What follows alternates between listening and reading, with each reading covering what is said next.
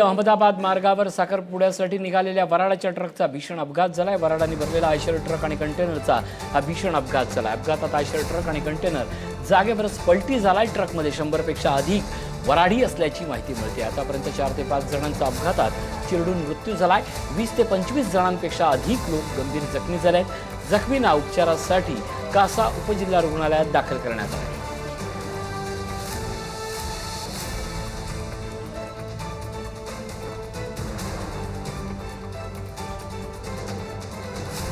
या क्षणाची मोठी बातमी आपण बघतोय। जितेंद्र पाटील आमचे प्रतिनिधी आपल्या सोबत आहेत। जितेंद्र, अपघात मोठा आहे, जखमींची संख्याही वाढते आहे, काय अपडेट?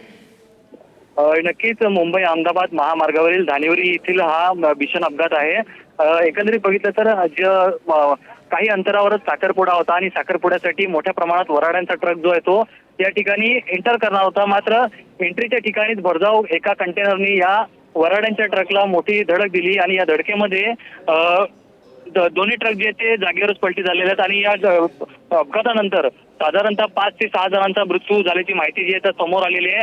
आणि याच वराड्यांपैकी काही वराडी जे ते आता 30 ते 40 वराडी आहेत ते आता जखमी असल्याची माहिती देखील समोर आली आहे।